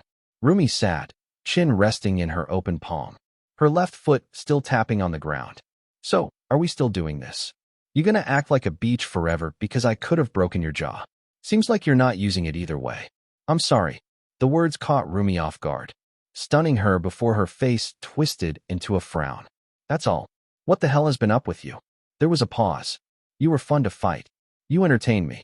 That was all it was, but I enjoyed spending time with you. You were simply different. I felt that I could have a friend, but seeing that no-mo. I can't bear the thought of something happening to you. Looks like you're not that brain dead. Rumi mumbled, a blush on her cheeks. I'm not glass. I think kicking your butt proved that. Act like this again, and I'll break every bone in your body. A choking laugh came from his mouth as he tried to smile. Not a smirk like she had grown accustomed to, but a smile that was reminiscent of the first time he saw All Might on the computer screen. I think. You already did. Her eyes widened at the smile. One of her own gracing her face. Now more than ever it looked the real thing. Right, I did. Seems like you forgot who you were talking to. A silence stretched across the pair, both listening to the heart monitors beeping. It wasn't uncomfortable, but Rumi spoke once more. By the way, losing me? The hell did you mean by that? If you don't say it plainly, I won't understand. She faked dumb. She knew what it meant. The thumping of her heart made it clear. She just wanted to hear the words, the same words he spoke before on the first day of school. I like you, Rumi. A hand covered her face. Really? Couldn't have said it in a way that doesn't sound like middle school? Despite the harsh words, there was a smile under her hand. I like you too, idiot. They fell into silence again before Rumi's hand smacked him in the chest, causing his body to lurch up in pain. All right, get moving. We got an award ceremony, second place. He groaned in pain. He would have to forego putting a shirt on, but that didn't stop him from applying his jinjutsu once more. TSK. I knew that was fake. Arm over her shoulder, Izuku was forced to lean his weight onto the shorter girl. Comfort is not your strong suit. Well, looks like we both got something to work on. Now lean down before I kick your shin. Stepping out of the tunnel, confetti rained down on all three of the final victors. Walking side by side to the stage, Izumi, Izuku, Rumi, they did not look to each other but took their spots on their respective podiums. Cheers of the audience were deafening, but the loudest voice was of course Present Mix. What an explosive festival. Thank you all for attending this year's spectacular performance. Now, for what many have been waiting for, it's time for the award ceremony. Present Mike paused as the audience blew up in even more cheers. And our special guest presenting our champions their medals, everyone clap for the #1 hero, Japan's symbol of peace, All Might. The sun was momentarily eclipsed as a large figure glided through the air. Ha ha ha, a laugh bellowing in the air. There was a cloud of dust in front of the three champion students as the figure landed. I am here, a white, blinding smile plastered across the hero's face, closed fists resting on his hips. The muscles under All Might's costume was mesmerizing to many, more so than Midnight's appeal. Turning to face the students, All Might revealed 3 medals clutched within his fist. Now then, All Might, please present these students with their awards. All Might's footsteps across the concrete shook the floor beneath. The first he approached was Izumi. Of course, there was no indication they were father or daughter. Izumi Yagi, your performance in the festival speaks volumes on the brightness of your future career. Although you may have lost, take it as a lesson that you can always improve yourself. Please bow your head. Izumi did as asked, despite not winning, despite the pain of her injuries. Her smile radiated. The medal dangling on her chest, she waved to the crowd, to her mother, to her friends. All Might moved, his electric blue eyes gazing at Izuku. The hero wanted to say many things, but the words wouldn't come from his mouth. Not that Izuku wanted to hear it. No amount of self-realization rid the want deep in his bones to hurt the man in front of him. He doubted that would change. At his side his fists started to curl, until a soft groan escaped Rumi's lips. Perhaps from boredom the girl head was leaning back, and she stared at the sky. But her eyes were directed towards him. His fists slowly relaxed. Izuku Uchiha, your battle prowess and adaptability are qualities of a great hero. Although you may have lost, know that you have won the admiration and respect of many. As the second-place winner of this sports festival, you can only imagine how proud you've made. Words caught in his throat, All Might continued. I present you with this silver medal. Please bow your head. He did not bow. He held out his hand, waiting for it to be placed into his palm. When it was, he did not wear it, only holding it in his hand.